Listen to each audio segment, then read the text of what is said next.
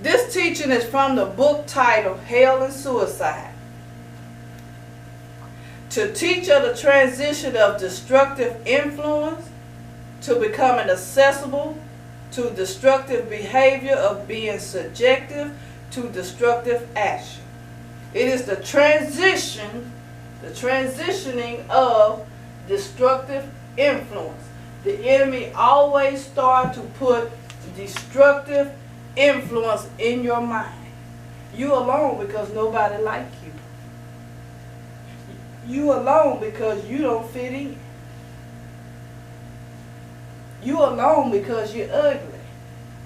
The enemy starts to put those destructive influence into your thought pattern. And when you start to think on it, and think on it, and think on it, then it starts to become accessible action.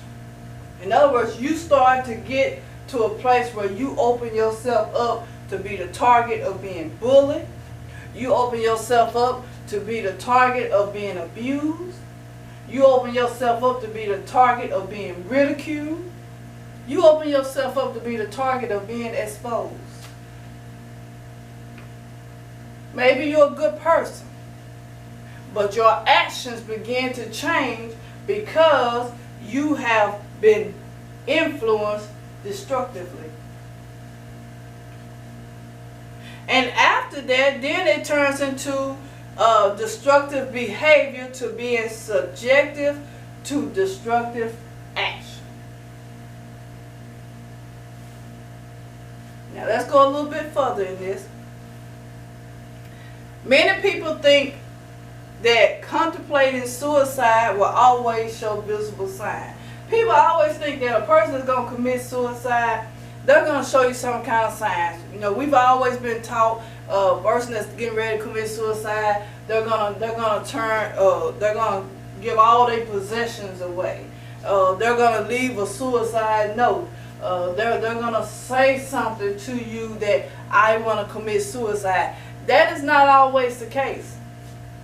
It doesn't always happen that way. You don't always see visible signs.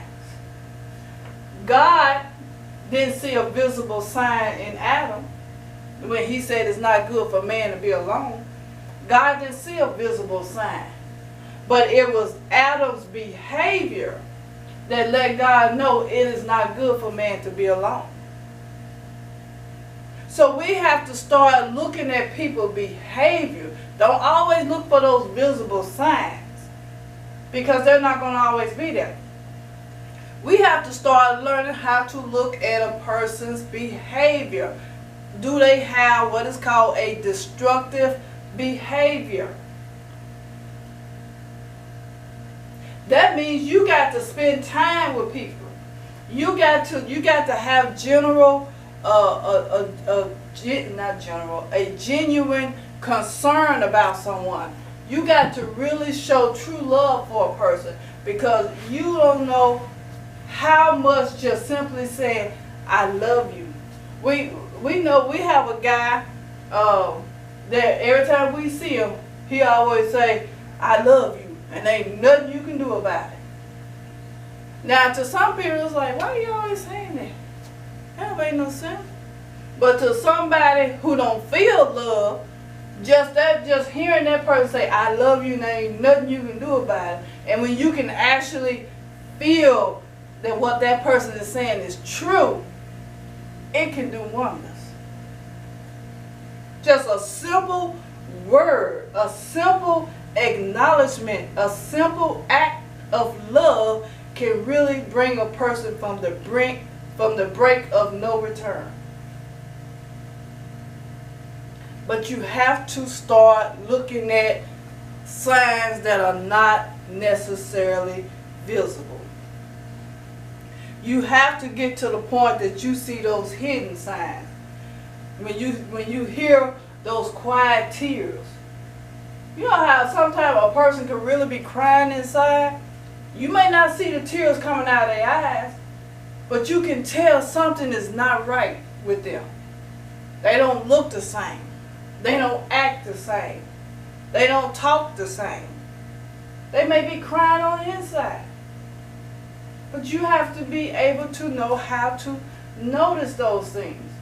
You can't just wait till you see that suicide letter. Because let me tell you this.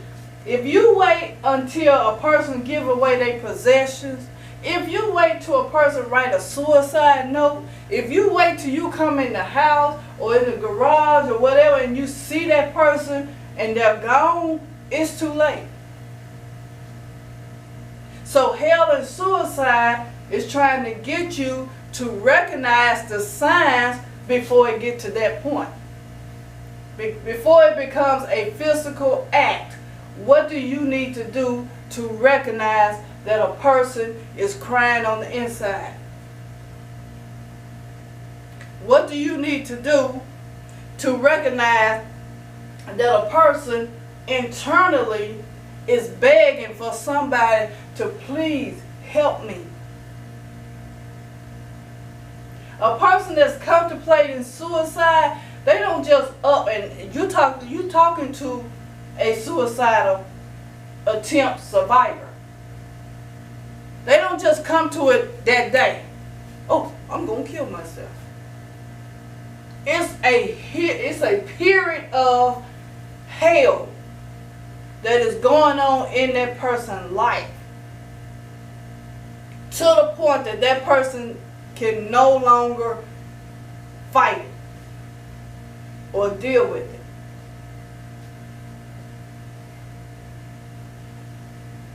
And it's hard to see this because you got so many people that is faking, oh, I'm going to kill myself, because they want attention.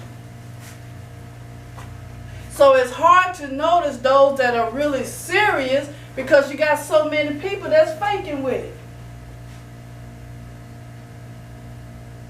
But that's a battle that we have to learn how to be equipped for, because too many people are leaving here by their own hands. And we want to do something about it after it happens. Okay, now we want to talk about it. Now we want to teach on suicide prevention. Now we want to teach people how to call the 800 line. No, you want to catch them before they get to that point. There's nothing wrong with those things. Those are good things. Don't get me wrong. The 800 line, the suicide prevention, all the different little organizations that's trying to help to prevent suicide, those are all good things. But what I'm saying is that conversation needs to happen before it gets to that point. Before you're standing over the coffin looking at someone that took their own life. It's not when you get to that point where you're standing over somebody that took their own life, that is not the time to say, okay, now we need to do something about it.